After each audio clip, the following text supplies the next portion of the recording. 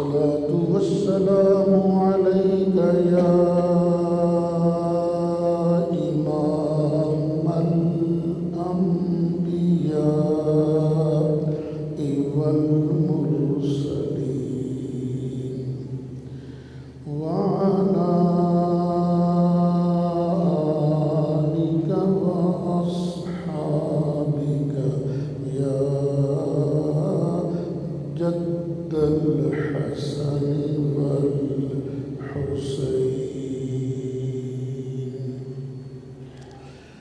بلغ العلا بكماله كشف الدجى بجماله حسنت جميع خصاله صلوا عليه وآله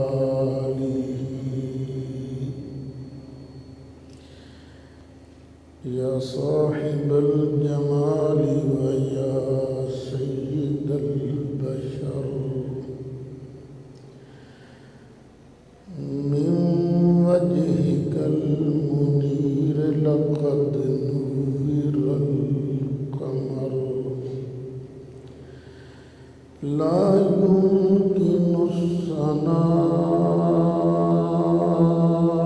كما كان حقه بعد از خدا بزرگ توی قصہ مختصر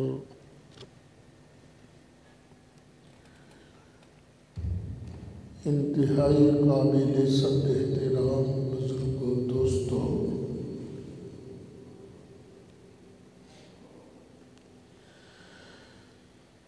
ہم اہل سنت و جماعت اور ہمارے مخالفین کے درمیان ایک متنازع فی مسئلہ ہے رسول اکرم شفیع اعظم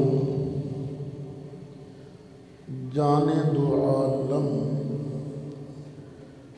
صلی اللہ علیہ وسلم کا علم غیب۔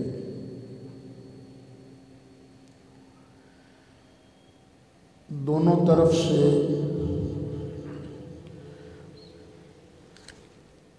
اس مسئلہ پر بہت کچھ بولا گیا، بہت کچھ لکھا گیا۔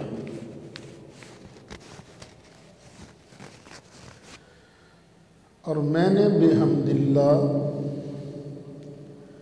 دونوں موقف پڑھے ہیں۔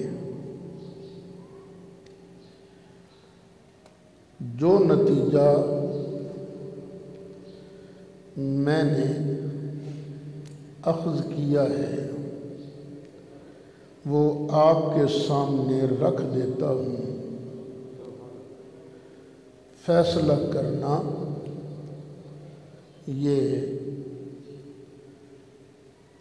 آپ کا حق ہے، خود فیصلہ کر لیجئے حق کدھر ہے اور جھوٹ کدھر ہے۔ ہم اہل سنت و جماعت کا عقیدہ یہ ہے کہ نبی اکرم شفیع اعظم جان دو عالم صلی اللہ علیہ وسلم کے لیے ذاتی غیب ماننے والا مشرک ہے، بے ایمان ہے۔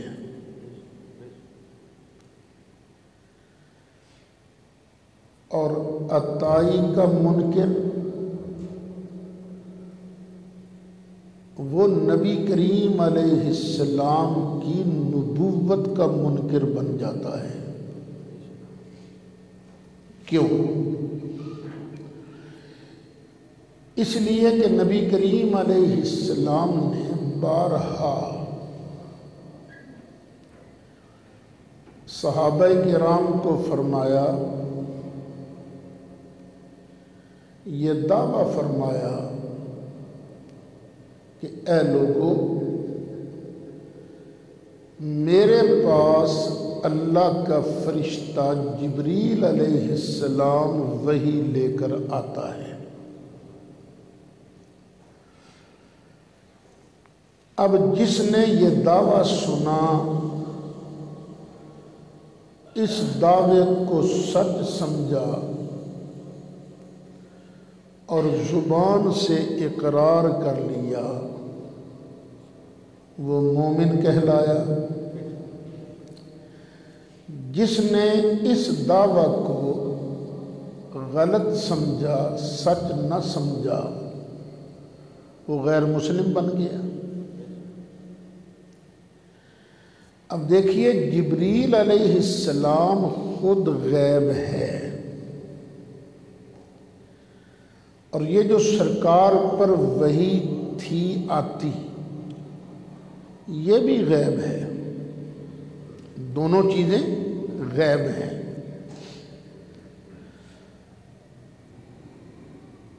اب جو یہ مان لیں کہ سرکار جبریل کو بھی جانتے تھے، وحی کو بھی جانتے تھے، وہ بن گیا مومن۔ اور جو یہ کہے کہ نہیں، نبی کریم تو ذرے کا علم نہیں رکھتے، ذرے کا غیب نہیں جانتے، وہ اصل میں کیا کہہ رہا ہے؟ وہ یہ کہہ رہا ہے کہ نہ تو نبی کریم علیہ السلام جبریل کو جانتے ہیں، نہ وحی کو جانتے ہیں۔ تو یہ کہہ کر تو نبوت کا انکار کیا نا اس نے۔ تو جو بھی نبی کریم علیہ السلام کی نبوت کا انکار کرے، وحی کا، جبریل کا انکار کرے، تو وہ ایمان کے دائرہ میں نہیں رہتا، وہ کافر اور بے ایمان ہو جاتا ہے۔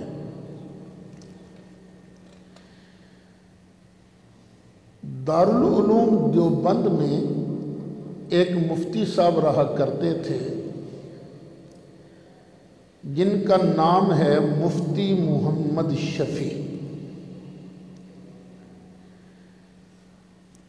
پاکستان بننے کے قریب وہ آگے کراچی میں انہوں نے مدرسہ بنایا دارالعلوم دیوبند۔ ان کے دو بیٹے آج کل علمی حلقوں میں کافی معروف ہیں۔ ایک ہیں علامہ محمد رفیع عثمانی، اور ان کے دوسرے چھوٹے بھائی علامہ محمد تقی عثمانی۔ ان دونوں کے والد ہیں مفتی شفیع صاحب۔ وہ بھی تقریباً یہی بات لکھتے ہیں۔ انہوں نے قرآن پاک کی ایک تفسیر لکھی ہے جس کا نام ہے معارف القرآن، جلد 8 صفحہ 583 پر لکھتے ہیں کہ جاہل عوام جو ان باتوں میں فرق نہیں کرتے، جب ان کے سامنے کہا جاتا ہے کہ رسول اللہ صلی اللہ علیہ وسلم عالم الغیب نہیں، تو وہ اس کا مطلب یہ سمجھتے ہیں کہ آپ صلی اللہ علیہ وسلم کو کسی غیب کی چیز کی خبر نہیں۔ مفتی صاحب لکھتے ہیں جس کا دنیا میں کوئی قائل نہیں نہ ہو سکتا ہے، کیونکہ ایسا ہونے سے تو خود نبوت و رسالت کی نفی ہو جاتی ہے۔ جس کا کسی مومن سے امکان نہیں۔ تو نتیجہ کیا نکلا؟ یہ لازمی ہے، ضروری ہے کہ بندہ مومن یہ اعلان کرے کہ نبی کریم علیہ السلام غیب جانتے ہیں۔ لیکن کون سا غیب جانتے ہیں؟ اللہ کی عطا والا، عطائی علم غیب جانتے ہیں۔ میں ڈنکے کی چوٹ کہتا ہوں کہ اللہ کی عطا اور بخشش کے بغیر نبی کریم علیہ السلام ہوں یا کوئی اور مخلوق ایک ذرے کا بھی علم نہیں رکھتے۔ جس کے پاس جتنا علم ہے، خواہ غیب کا خواہ دوسرا، وہ سارے کا سارا اللہ کریم کی عطا سے ہے۔ اچھا، اب اس بات کو ذہن میں رکھ کر آگے سنیے۔ جو بندہ یہ کہے کہ میں تو نبی کریم علیہ السلام کے لیے علم غیب کا ایک ذرہ بھی نہیں مانتا، اللہ نے ایک ذرے کا غیب بھی نہیں دیا، تو وہ کافر ہوگا، وہ مسلمان نہیں ہوگا۔ اچھا، اب ایک بات ذرا اور بھی سن لیجئے۔ اور جو بندہ یہ کہے ہاں اللہ تعالیٰ نے نبی کریم علیہ السلام کو بہت سارا غیب کا علم دیا ہے، لیکن ہر چیز کا علم نہیں دیا۔ ہمارے بزرگوں نے سیدی اعلیٰ حضرت امام احمد رضا بریلوی رحمت اللہ علیہ فرماتے ہیں، ہم اسے کافر نہیں کہتے، کیونکہ وہ علم غیب کا بہت بڑا حصہ مانتا ہے لیکن ہر چیز کا علم نہیں مانتا، وہ کافر نہیں ہے۔ کافر کون ہوگا؟ جو نبی کریم علیہ السلام کے لیے ذرہ بھی علم غیب نہ مانے۔ ہاں، اب ترجیح کس بات کو ہے؟ ترجیح اس بات کو ہے کہ اللہ تعالیٰ نے اپنے فضل سے اپنے محبوب علیہ السلام کو غیب کا علم عطا فرمایا، پھر اللہ نے اپنے محبوب کو ایک دعا بھی تو سکھائی تھی نا، قل رب زدنی علما۔ محبوب یہ دعا مانگا کر۔ کون سی دعا؟ اے میرے پروردگار، اے میرے مالک، میرے علم میں اضافہ فرما۔ اب اس دعا کی وجہ سے سرکار کے علم پاک میں اضافہ ہوتا رہا۔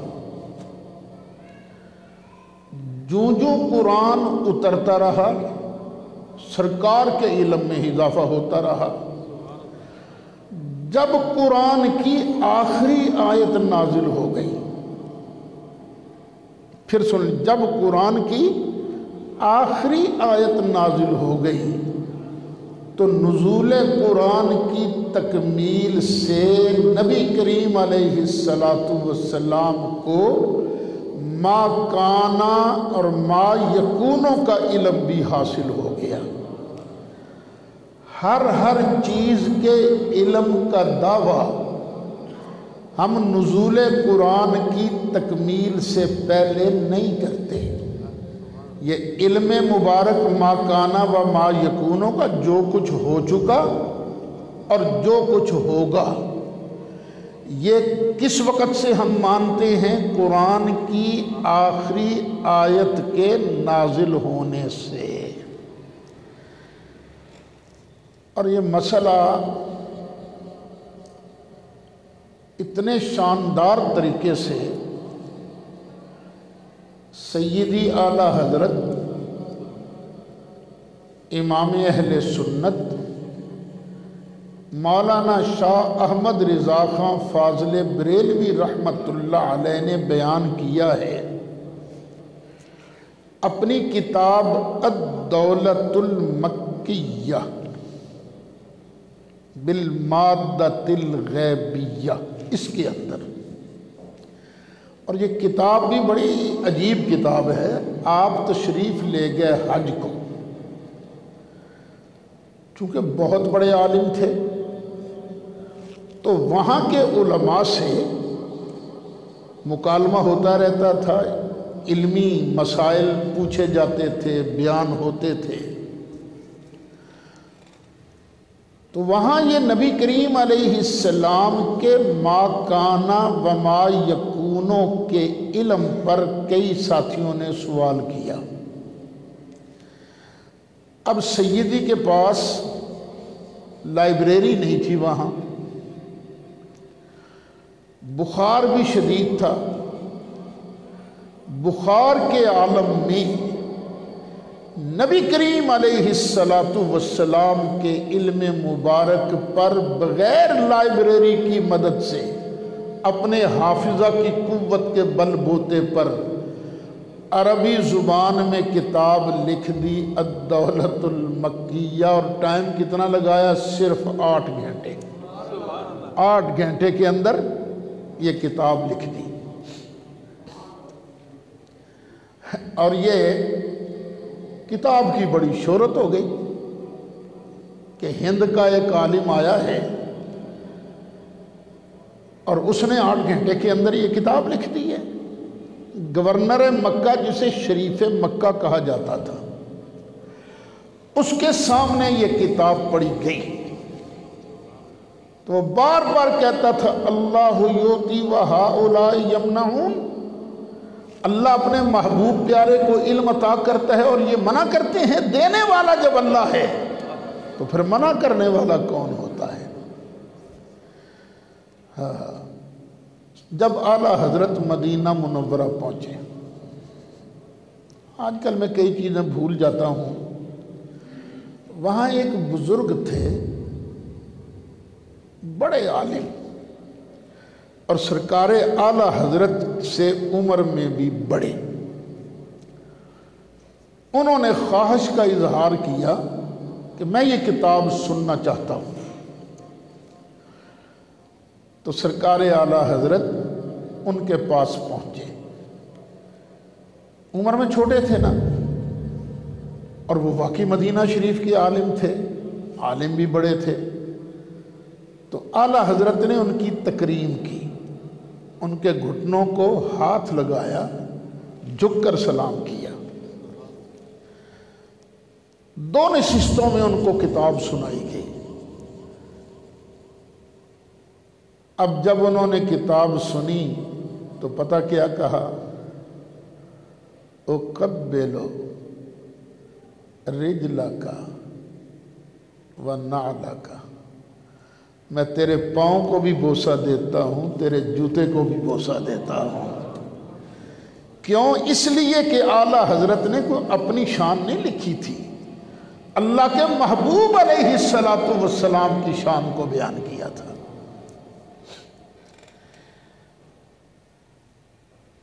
اچھا، اب ذرا اگلا مرحلہ سن لیجئے۔ یہ تو ہمارا عقیدہ ہو گیا نا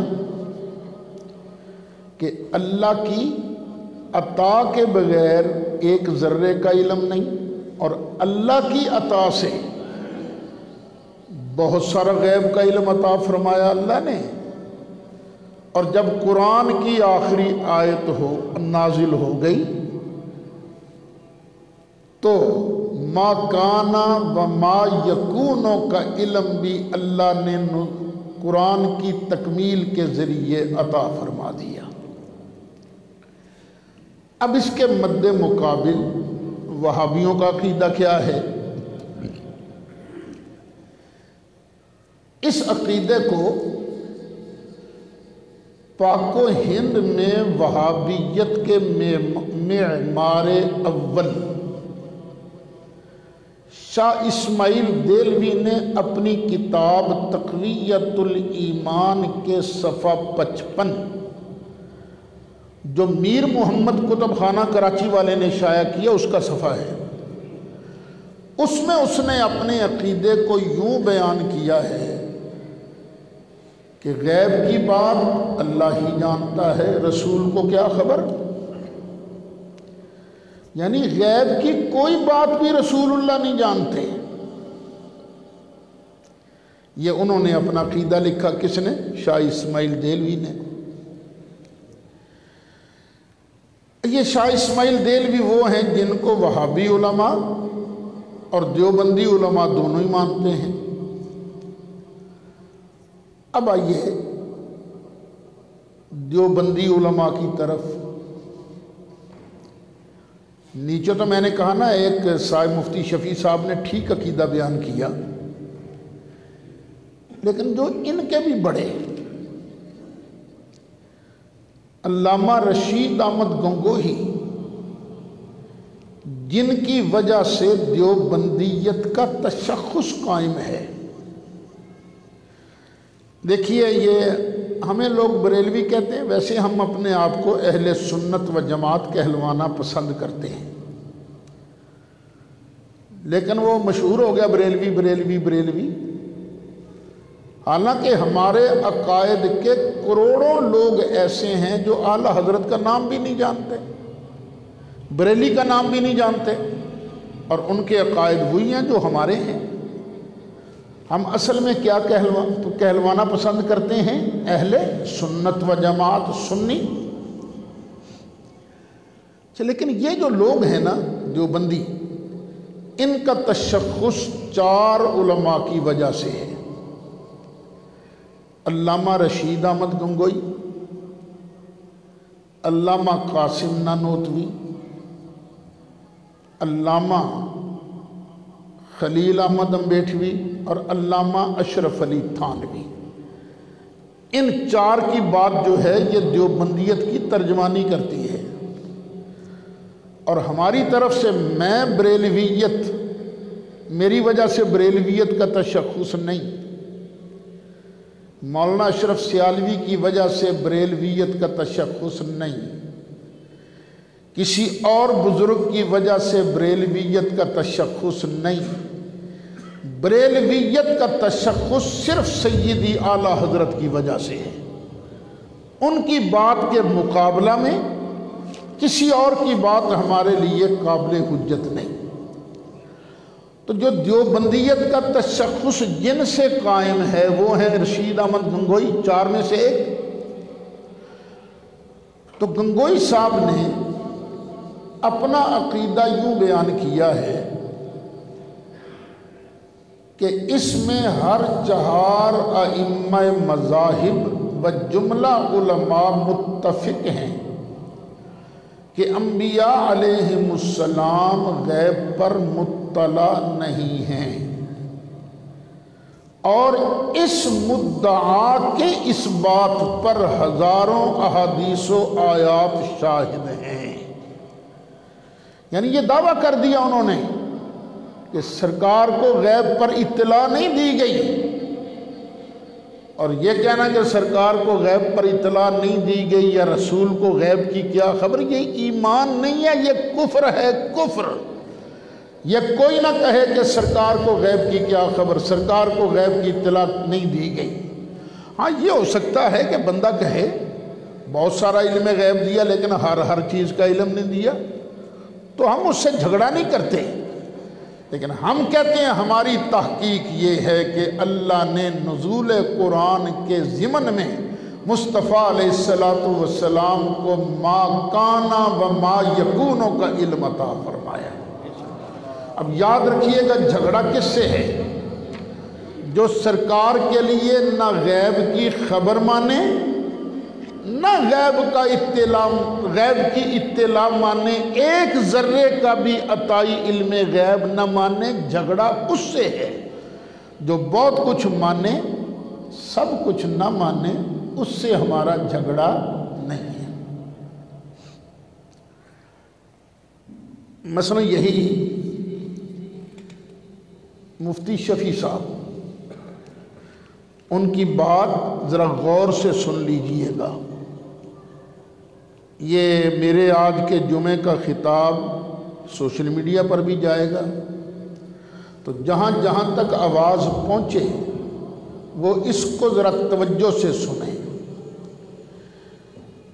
یہی مفتی شفیع صاحب اپنی تفسیر معارف القرآن میں لکھتے ہیں کہ جناب رسول اللہ صلی اللہ علیہ وسلم کے علم غیب کے متعلق تقاضا ادب یہ ہے کہ یوں نہ کہا جائے کہ آپ غیب نہیں جانتے تھے، یوں نہ کہا جائے، یہ ادب کا تقاضا ہے، بلکہ یوں کہا جائے کہ اللہ تعالیٰ نے رسول اللہ صلی اللہ علیہ وسلم کو امور غیب کا بہت بڑا علم دیا تھا۔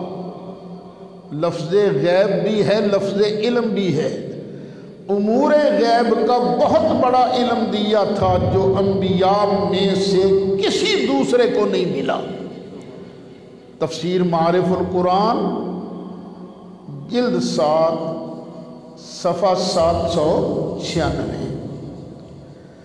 اب مفتی صاحب کی یہ جو عبارت میں نے آپ کے سامنے پیش کی ہے، اس سے یہ پتہ چلا کہ یہ کہہ دینا کہ نبی کریم علیہ السلام غیب نہیں جانتے تھے، یہ ادب کے تقاضوں کے منافی ہے۔ تو ادب کا تقاضا کیا ہے کہ یہ کہا جائے اللہ تعالیٰ نے نبی کریم علیہ السلام کو امور غیب کا بہت بڑا علم دیا تھا، یہ ہے ادب۔ اور سرکار کا ادب کرنا ہے کہ یا نہیں کرنا؟ کرنا ہے نا ادب۔ کیوں کرنا ہے؟ اللہ کا حکم ہے۔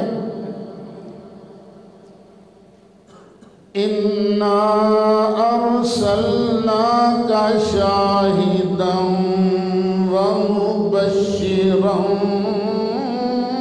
وَنَذِيرًا۔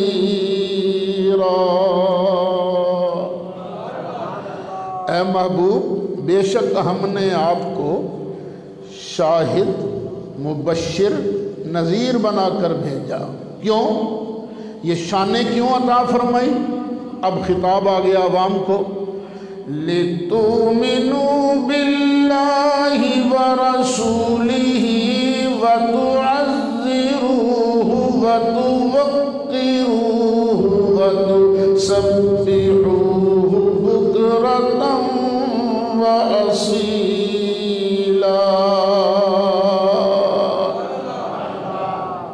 تاکہ اے لوگو تم میرے محبوب کی یہ شانیں دیکھ کر اللہ کو بھی مان لو، رسول اللہ کو بھی مان لو۔ پہلی چیز ہے ایمان۔ اب ایمان کے بعد دوسرا نمبر کیا ہے؟ وَتُعَزِّرُوهُ وَتُوَقِّرُوهُ، محبوب کی تعظیم کرو، محبوب کا ادب کرو۔ کتنا؟ اوے کھل کھلا کے گج وج کے تساں کٹ کے میرے محبوب دا ادب کرو۔ اب ادب کا تقاضا کیا ہے؟ مفتی شفیع صاحب کیا لکھتے ہیں؟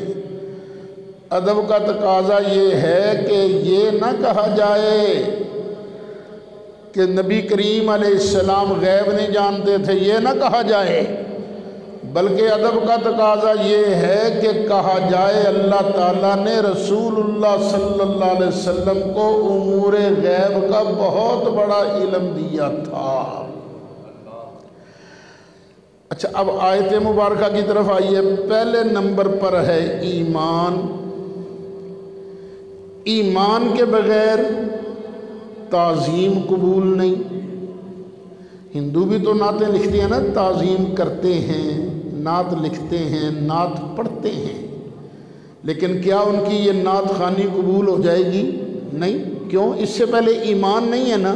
پھر آگے وَتُسَبِّحُوهُ بُكْرَةً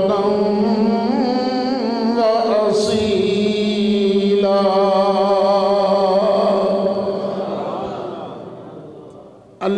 ताला की तस्बीह पढ़ो, अल्लाह का अदब करो, सुबह भी करो शाम भी करो। पहले है ईमान, दूसरे नंबर पर ताज़ीम रसूल, तीसरे नंबर पर अल्लाह ताला का जिक्र, अल्लाह की तस्बीहें, अल्लाह की इबादत। ईमान के बगैर ताज़ीम रसूल कबूल नहीं, और ताज़ीम रसूल के बगैर अल्लाह को अपनी इबादत भी कबूल नहीं। और मुफ्ती शफी साहब क्या कहते हैं, ये अदब के तकाजे के खिलाफ है कि ये कहा जाए नबी गैब नहीं जानते थे। ये है अदब के तकाजे के खिलाफ। अदब क्या है कि बंदा ऐलान करे अल्लाह ताला ने नबी पाक को गैब का बहुत बड़ा इल्म दिया था। बल्कि हम तो अपनी मोहब्बत में, अपनी तहकीक में तरजीह इस बात को देते हैं कि सरे अर्श पर है तेरी गुज़र, दिले फर्श पर है तेरी नज़र, मलकूत मुल्क में कोई शै नहीं, नहीं, नहीं वो जो तुझ पे आया नहीं, बराबर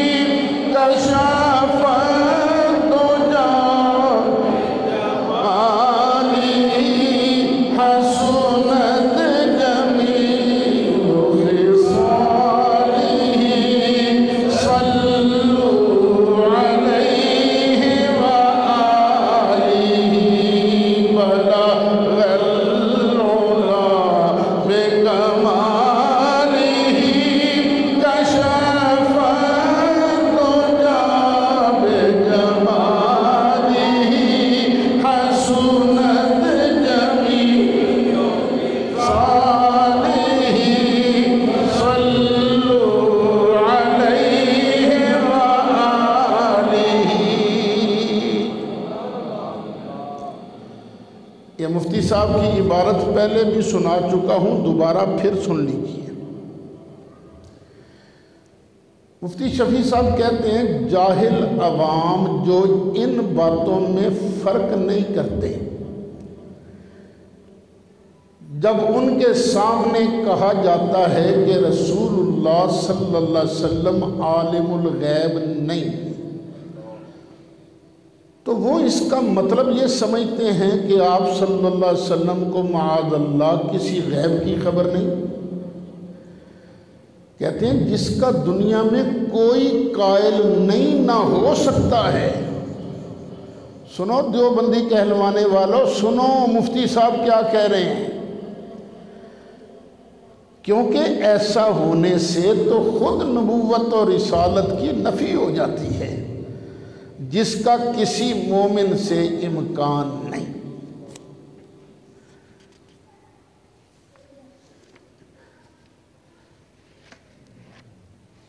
अब ये बात आपने ज़हन नशीन कर ली कि ये मानना कि अल्लाह ने नबी करीम अलैहिस्सलाम को गैब का बहुत बड़ा ख़जाना दिया है, इल्म गैब अता किया है, ये ईमान है। अच्छा, बाज़ लोग एक नया तूत खड़ा कर देते हैं, वो कह देते हैं हाँ बाज़ इल्म गैब तो अल्लाह ने दिया है, लेकिन मा काना व मा यकूनो का इल्म नहीं दिया, और जो मा काना व मा यकूनो का इल्म माने वो काफिर हो जाता है। आजकल के कुछ लोग ये कह देते हैं, तो हम इस पर खुद क्या तबसरा करें। इन्हीं के हकीमुल उम्मत علامہ اشرف علی تھانوی کی بات بیان کر دیتے ہیں تاکہ بات سمجھنے میں کوئی ابہام نہ رہے۔ علامہ اشرف علی تھانوی وہ ہیں جن سے دیوبندیت کا تشخص قائم ہے۔ وہ لکھتے ہیں، کہتے ہیں کہ ہم بریلی والوں کو اہل ہوا کہتے ہیں، اہل ہوا کافر نہیں کہتے، ہم ان کو کافر نہیں کہتے، ہم انہیں کہتے ہیں اہل ہوا۔ اور تھانوی صاحب کے معتقدین بھی سن لیں، الحمدللہ ہم اہل ہوا بھی نہیں، ہم اہل سنت ہیں۔ وہ کہتے ہیں تو کہتے رہیں۔ اب اگلی بات سنیے، کہتے ہیں ہاں ایک مسئلہ علم غیب ہمارے اور ان کے درمیان ایسا متنازع فی ہے کہ اس میں اس بات صفت باری تعالی غیر کے لیے لازم آتی ہے، مگر اس کی تعویل قادیانیوں کے اقوال کی تعویل سے زیادہ دشوار نہیں۔ کیا تم قادیانیوں کی تعویل کرو گے؟ کیا بات ہے بھائی۔ اچھا، وہ لکھتے ہیں کہ بریلویوں کی تعویل قادیانیوں کے اقوال کی تعویل سے زیادہ دشوار نہیں، اور اب تو سنا ہے کہ وہ علم غیب کو جناب رسول اللہ صلی اللہ علیہ وسلم کے لیے ثابت تو کرتے ہیں، مگر علم باری تعالیٰ کی طرح محیط نہیں ثابت کرتے، بلکہ اس کی حد مانتے ہیں۔ وہ حد کیا ہے؟ ان يدخل اہل الجنت الجنت و اہل النار النار، کہ نبی کریم علیہ السلام کو علم کہاں تک ہے؟ جنتیوں کے جنت جانے تک، دوزخیوں کے دوزخ جانے تک۔ کہتے ہیں اگر یہ صحیح ہے تو شرک ثابت بھی نہیں ہوتا، اور ہم تو یہی کہتے ہیں نا، اللہ تعالیٰ نے نبی کریم علیہ السلام کو مخلوق کی ابتدا سے لے کر جنتیوں کے جنت جانے تک، دوزخیوں کے دوزخ جانے تک کا سارا علم عطا فرما دیا ہے۔ اچھا، وہ کہتے ہیں اگر یہ صحیح ہے تو شرک ثابت بھی نہیں ہوتا، کیونکہ صفت باری تعالی علم محیط ہے، علم محدود نہیں۔ کیونکہ جو اللہ تعالیٰ کی شان ہے نا علم غیب والی، وہ شان کیا ہے؟ علم محیط، جو ہر چیز کو گھیر لے، ازل سے لے کر ابد تک۔ تو اب ہم میں اور ان میں خلاف امر ممکن میں رہا۔ وہ کہتے ہیں شرک تو نہیں بنتا، لیکن ایک بات ہے جو ہو سکتی ہے، اس میں اختلاف ہے کہ اللہ نے یہ علم دیا ہے کہ نہیں دیا۔ تھانوی صاحب لکھتے ہیں کہ ہم کہتے ہیں ہاں دیا تو جا سکتا ہے لیکن شریعت سے ثابت نہیں، اور یہ بریلوی کہتے ہیں نہیں، شریعت سے ثابت بھی ہے۔ پھر اسی مسئلے پر، یعنی اب وہ کہتے ہیں کہ یہ جو دعویٰ ہے نا بریلویوں کا کہ جنتیوں کے جنت جانے تک، دوزخیوں کے دوزخ جانے تک یہ بات ثابت ہے، ہم کہتے ہیں ثابت نہیں، بریلوی کہتے ہیں ثابت ہے۔ پھر کہتے ہیں کہ ایک سلسلہ گفتگو میں فرمایا، ان کے ملفوظات جو ہیں وہ بیان ہو رہے ہیں، باقی بندے کا جو کام ہونا اس کو ماننا چاہیے۔ یہ روز نہ 2 نشستیں لگاتے تھے، ان کے پاس وسائل بھی تھے، اور جو بات بیان کرتے تھے ساتھ ہی ان کو لکھا بھی جاتا تھا۔ تو ملفوظات کیا ہوتے ہیں؟ جو کسی نے بولے ہوں۔ پھر کسی کو اجازت نہیں تھی کہ بغیر ان کو پڑھائے ہوئے وہ ملفوظات شائع بھی کرے۔ پھر ان کو پڑھتے تھے، پھر اس کو شائع کرتے تھے۔ تو ان کے ملفوظات حجت ہیں، ہمارے والوں کے ملفوظات حجت نہیں ہیں، کیونکہ پتہ نہیں کسی نے کیا سنا، کیا سمجھا اور کیا لکھ دیا۔ تو ملفوظات پیش نہ کیے جائیں، پیش کرنے ہیں تو فتاوی رضویہ پیش کیا جائے۔ وہ کہتے ہیں ایک سلسلہ گفتگو میں فرمایا کہ آج کل کہنے کو علم کی ترقی ہو رہی ہے، مگر حقیقت میں جہل کا بازار گرم ہے۔ کوئی علم شلم کی ترقی نہیں ہو رہی، جہالت کا بازار گرم ہے۔ ہر شخص مجتہد اور محقق بنا ہوا ہے، ہر شخص۔ اس وقت تو فیس بک بھی نہیں تھی، تو اس وقت کہہ رہے ہیں ہر شخص مجتہد اور محقق بنا ہوا ہے، جس کو دیکھو مفسر، مفتی، محدث بن رہا ہے۔ کتنے بڑے ظلم کی بات ہے۔ اسی وجہ سے یہ حالت ہو رہی ہے کہ جہاں کہیں ذرا سی کوئی بات خلاف نفس ہوئی اور کفر کا فتویٰ لگا دیا گیا، کتنی سخت بات ہے۔ ایک شخص نے مجھ سے پوچھا کہ ایک شخص حضور علیہ السلام کے علم غیب کا قائل ہے، اس کے متعلق کیا حکم ہے؟ تو میں نے کہا جو شخص علم بلا واسطہ کا قائل ہے وہ تو کافر ہے، یعنی اللہ کی عطا کے واسطہ کے بغیر، وہ تو کافر ہے۔ اور جو علم بواسطہ کا قائل ہو، یعنی خدا کی عطا کے واسطہ کا، تو وہ کافر نہیں ہے۔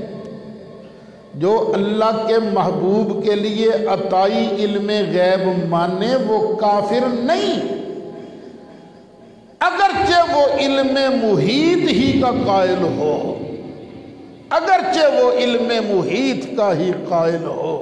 یہ لکھتے ہیں تھانوی صاحب، اور کچھ لوگ ہیں وہ سعید اسد کو چیلنج کرتے پھرتے ہیں کہ ہم دکھائیں گے کہ ما کان ما یکون کا علم ماننے والا کافر ہے۔ تو جو بندہ کافر ہوتا ہے نا، اگر بلا وجہ اس کو کافر کہا جائے تو کہنے والا کافر ہو گیا،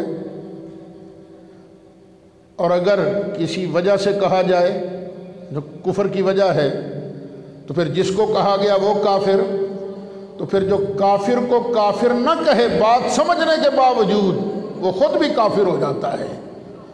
ہم سے مناظرہ کرنے والوں، یہ کہنے والوں کہ میں ثابت کروں گا کہ نبی پاک علیہ السلام کے لیے جمیع علم ما کانا ما یکون ماننے والا وہ کافر ہے۔ اب کہو تھانوی صاحب کے بارے میں۔ تھانوی صاحب کہتے ہیں کہ اگرچہ وہ علم محیط کا ہی قائل ہو، اللہ کی عطا کے واسطہ سے مانے تو وہ کفر نہیں ہے۔ ہم تو خیر اس سے اتفاق نہیں کرتے، لیکن بہرحال تھانوی صاحب کی یہ بات جو ہے قابل غور ہے۔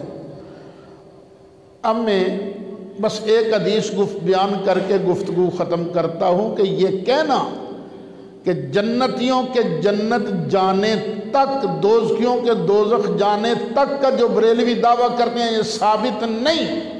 اب سنیے سعید اسد حدیث پیش کر رہا ہے۔ امیر المومنین حضرت سیدنا عمر فاروق رضی اللہ عنہ آپ حدیث بیان کرتے ہیں، بخاری شریف میں ہے۔ طارق بن شہاب کہتے ہیں کہ میں نے حضرت عمر رضی اللہ عنہ سے سنا، کیا سنا؟ قام فینا النبی صلی اللہ علیہ وسلم مقاما، ایک دن نبی کریم علیہ السلام جلوہ فرما ہوئے، فَأَخْبَرَنَا عَنْ بَدْءِ الْخَلْقِ، نبی کریم علیہ السلام نے ہمیں مخلوق کی ابتدا سے خبریں دینی شروع کر دی۔ پہلے یہ بنا، پھر یہ بنا، پھر یہ یہ بنا، مخلوق کی ابتدا سے خبریں دینی شروع کر دی۔ کہاں تک دی؟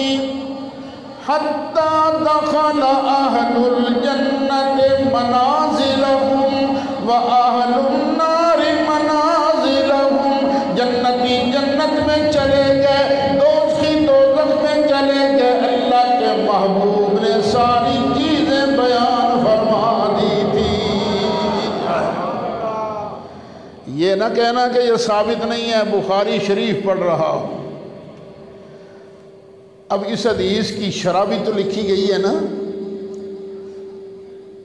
امام بدر الدین عینی عمدۃ القاری شرح بخاری میں فرماتے ہیں، حنفیوں کے بہت بڑے امام ہیں، فرماتے ہیں فیہ دلالۃ علی انہ اخبر فی المجلس الواحد بجمیع احوال المخلوقات من ابتدائها الی انتہائها۔ یہ حدیث اس بات پر دلالت کرتی ہے کہ حضور نبی کریم علیہ السلام نے ایک ہی مجلس میں مخلوقات کے تمام حالات کی اول سے لے کر آخر تک خبریں دے دی تھی، اول سے آخر تک۔ یہ کون لکھتے ہیں؟ امام بدر الدین عینی۔ اور یہی بات ایک شافعی محدث حافظ ابن حجر نے بھی نقل کی ہے۔ یہی بات مرقات شرح مشکات کے اندر امام اللہ علی قاری نے بھی بیان کی ہے۔ سرکار کے دو معجزے ہیں اس کے اندر، ایک سب کچھ بیان کر دیا اور دوسرا سب کچھ بیان کرنے کے لیے وقت بھی بڑا تھوڑا لگایا،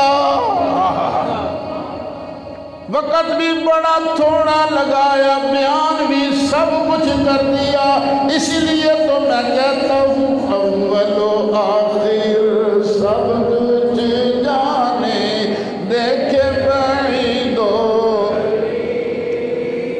اول و آخر سب کچھ جانے، قریب محبت سے اول و آخر سب کچھ جانے، دیکھے بعید و قریب، غیب کی خبریں دینے والا، غیب کی خبریں والا، غیب کی خبریں دینے والا، اللہ کا وہ حبیب نبی، اللہ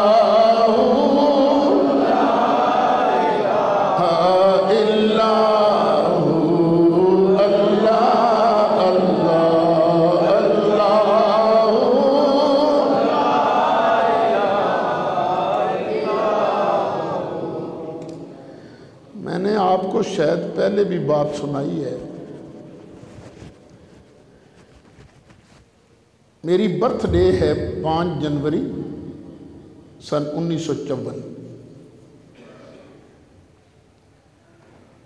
میں 17ویں سال میں تھا، سن 70 میں انٹر کا سٹوڈنٹ تھا میں، ایف اے کا۔ یہ گرو نانک پورہ میں اسلامیہ اسکول ہے نا، اس کے سامنے کر کے نا ایک اکیڈمی ہوتی تھی، پیپلز اکیڈمی۔ یہ بنائی تھی جناب رانا مختار احمد صاحب نے۔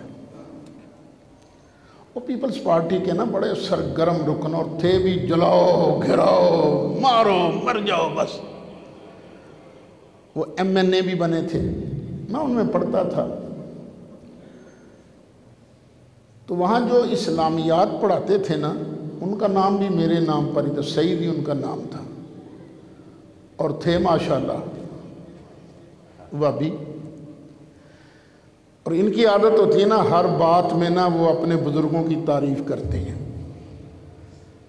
جس طرح ہماری عادت ہے، ہم کو بات موقع ملے سے ہی ہم سرکار کا ذکر کرتے ہیں نا۔ اب اپنے بڑوں کا ذکر کرتے ہیں، وہ بھی کرتے ہیں، اپنے مولویوں کا زیادہ ذکر کرتے ہیں۔ تو ذکر کرتے کرتے کہنے لگے ایک مرتبہ ہمارے سید احمد بریلوی صاحب تشریف لے جا رہے تھے، تو انہوں نے دیکھا تو کہا یہاں نا نبیوں کی قبریں ہیں، کسی کو پتہ نہیں تھا، تو انہوں نے کہا یہاں نبیوں کی قبریں ہیں۔ تو میں سنی گھٹی لے کر پیدا ہوا، تو میں نے فٹ پوچھا، میں نے کہا جناب وہ سید صاحب کو غیب کا علم تھا یا کشف تھا، کیا تھا، ان کو کیسے پتہ چل گیا؟ فٹ بول رہے ہیں نہیں غیب کا علم تو کسی کو نہیں ہے۔ بات یہاں سے بڑھ گئی،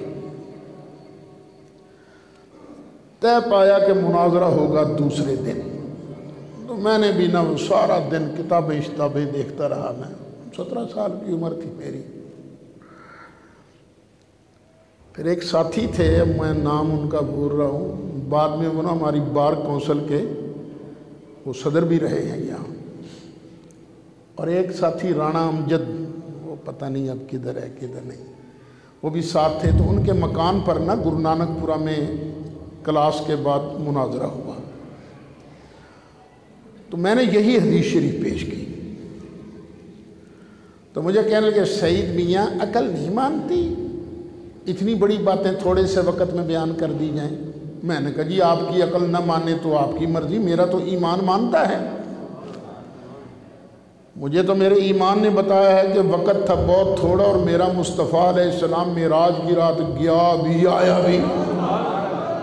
جو اللہ نبی کریم علیہ السلام کو تھوڑے سے وقت میں اتنا سیر کرا سکتا ہے، وہ اپنے محبوب کو یہ پاور نہیں دے سکتا کہ تھوڑے سے وقت میں ساری کائنات کی باتیں بیان کر جائے؟ اور تمام محدثین نے یہ لکھا کہ سرکار کے اس کے 2 معجزے ہیں۔ پھر بطور استشہاد میں نے ایک اور حدیث شریف پڑھی، میں نے کہا دیکھو اللہ اپنے بندوں کو پاور دیتا ہے۔ نبی کریم علیہ السلام نے ارشاد فرمایا، جناب داؤد علیہ السلام اللہ کے پیارے نبی تھے، بہت اللہ نے خوبصورت آواز دی، زبور پڑھتے تھے، بڑی خوشی دہانی سے پڑھتے تھے، اپنے غلام کو آرڈر دیتے چل میرے غلام میرے گھوڑے پر زین ڈال، کاٹھی ڈال، وہ زین ڈالنا شروع کرتا، حضرت داؤد علیہ السلام تورات زبور پڑھنی شروع کر دیتے۔ اس کے زین ڈالنے سے پہلے حضرت داؤد علیہ السلام پوری زبور پڑھ لیا کرتے تھے۔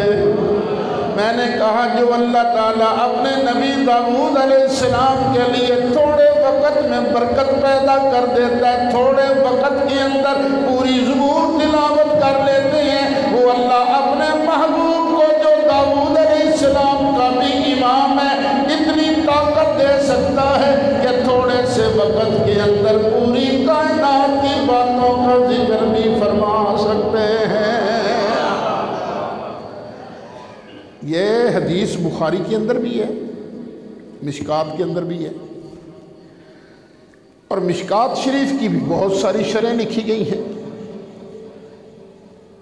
ایک شرح کا نام ہے مظاہر حق، علماء دیوبند کو بڑی پسند ہے یہ مظاہر حق، اور اس کے مختلف ایڈیشن انہوں نے شائع کی۔ یہی مفتی شفیع صاحب، انہوں نے اپنے بیٹے کے کتب خانہ دارالاشاعت اس میں سے اس کو شائع کرایا، اور بڑی خوبصورت کر کے مظاہر حق کے اندر داؤد علیہ السلام کی حدیث کے نیچے مولا مرتضیٰ کی حدیث بھی نقل کی گئی کہ حضرت علی مرتضیٰ کرم اللہ تعالی وجہہ الکریم گھوڑے پر سوار ہونے لگتے، رکاب کے اندر پاؤں رکھتے اور قرآن پڑھنا شروع کر دیتے، اعوذ باللہ من الشیطان الرجیم بسم اللہ الرحمن الرحیم الحمدللہ رب العالمین الرحمن الرحیم مالک یوم الدین ایاک نعبد و ایاک نستعین اہدنا الصراط المستقیم صراط الذین انعمت علیہم غیر المغضوب علیہم ولا الضالین۔ قرآن پڑھنا شروع کر دیتے اور گھوڑے پر چڑھنا شروع کر دیتے۔ جب دوسری رکعت میں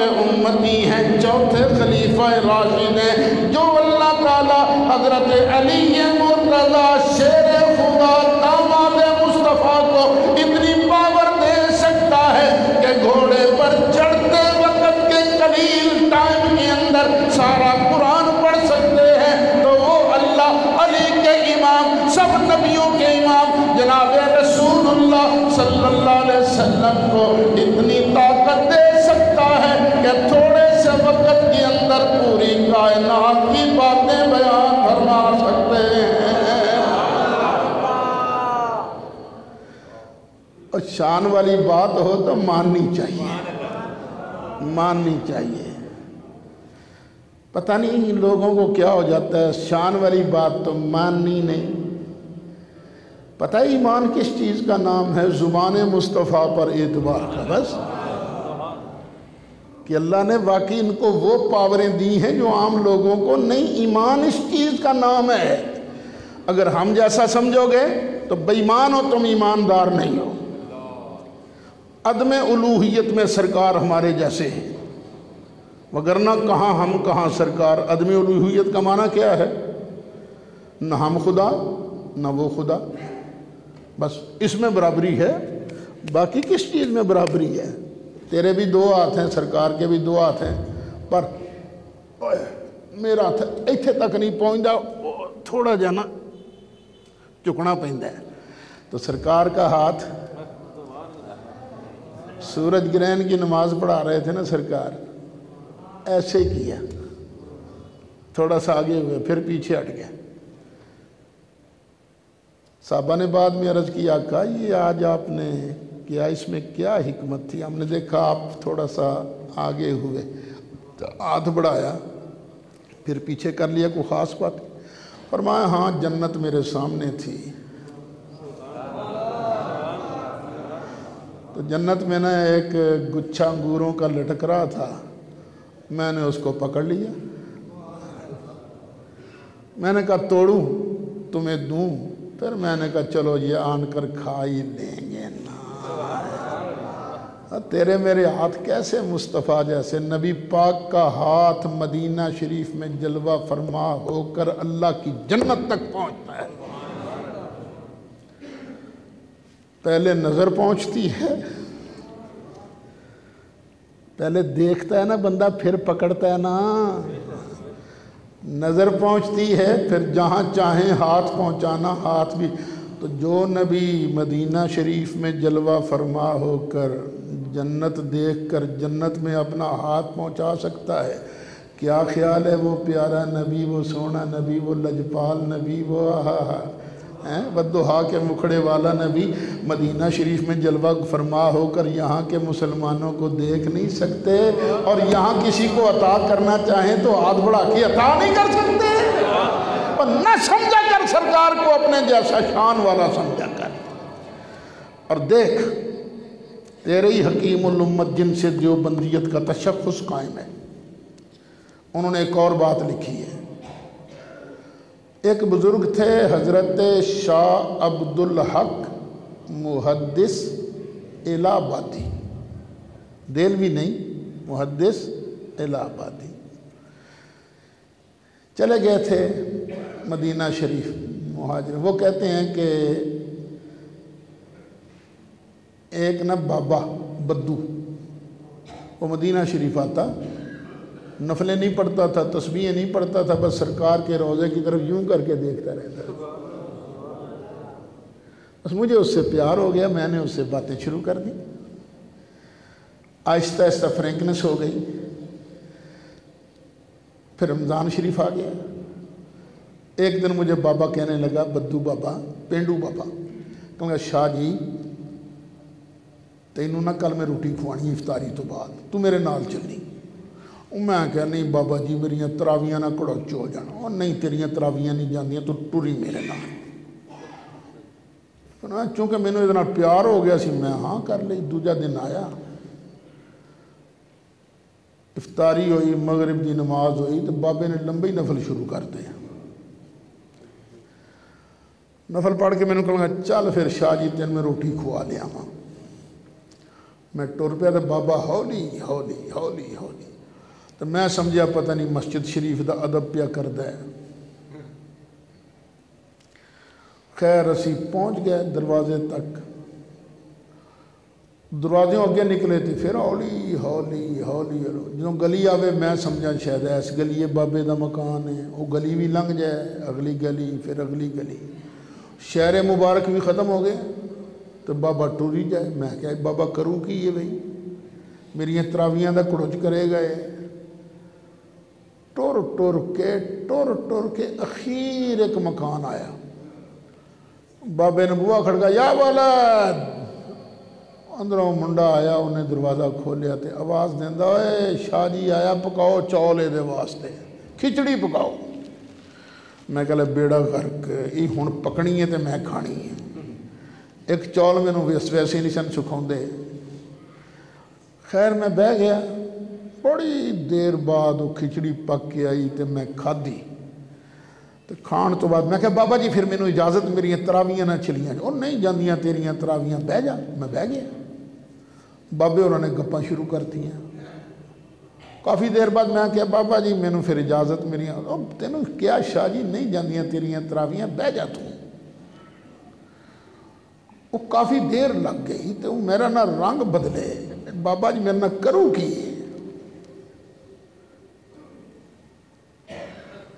فرماندے نے خیر بابا کہنا چل شاہ جی میں تینوں چھڑ آواں۔ میں کہا نہیں بابا جی میں چلا جاؤں، کیونکہ میرا دل سی بابے نے پھر ٹرنا ہولی ہولی تے میں ٹرنا ترکھا، شاید کوئی رکعت لب بھی جائے بغیر نہ تراویاں تے گئیاں ہوں۔ ٹر پیا بابا ہولی ہولی ہولی ہولی، اگے کہتے کہ اگوں ایک بندہ آ گیا، بابے نے ادھر کھلو کے گپا مارنیاں شروع کر دیا، نالے کانیاں کر کے میرے ول ویخ بھی لگے، میرا رنگ پیلا پیندا جاوے، مر گیا بھی اج بابے نے مرواتا، اے افطاری تے اے روٹی تے بڑی مہنگی پئی۔ خیر جدوں نے ویکھیا نے تے بالکل ہی سوڑا پی رہا تے کہنے لگا جا شاہ جی تیریاں تراویاں نہ رہ جان، تو میں سلام کر کے جلدی جلدی جلدی جلدی آیا، مسجد شریف چایا تو مسجد شریف بالکل ویلی، صرف ایک بندہ پیا نہ کچھ کھاوے۔ میں انہوں جا کے پوچھا تراویاں مکیاں کنی دیر ہوئی ہے؟ کہندا تو پاگل ہے، اے ہونے تے مغرب پڑھ کے نا لوکی گھر روٹی کھان گئے ہیں۔ آیا یارو ذرا توجہ کرنا، مدینہ طیبہ کا وہ بدو جس کا کام یہ تھا سرکار کے روضہ انور کی طرف ٹکٹکی باندھ کے دیکھنا، اللہ نے اس کو اتنی پاور عطا فرمائی کہ وہ شاہ جی کو آہستہ آہستہ چلا کر گھر لے جائے، گھر لے جا کر کھچڑی پکوا کے کھلائے، پھر باتیں کرے گپے لگائے، آہستہ آہستہ واپس لائے، بندہ رستے میں آ جائے باتیں کرنے والا اس سے باتیں بھی کرے، اور پھر شاہ جی کو اجازت دے تو لوگ کہیں ابھی تو مغرب کی نماز ہوئی ہے۔ جو اللہ اس بدو کو اتنی پاور دے سکتا ہے، وہ اپنے محبوب کو جو روزہ کے اندر جلوہ فرما ہے اس کو کتنی پاوریں عطا فرمائی ہوگی۔ سارے اونچوں سے اونچا سمجھیے جسے، سارے اونچوں سے اونچا سمجھیے جسے۔ میں اس لیے خاموش ہوا کہ دیکھوں آپ کتنا زور شور لگاتے ہو، یار پیار سے محبت سے سارے مل کے پڑھو، اللہ کی قسم ہے ایک ایک لفظ پر ثواب ملتا ہے۔ سارے اونچوں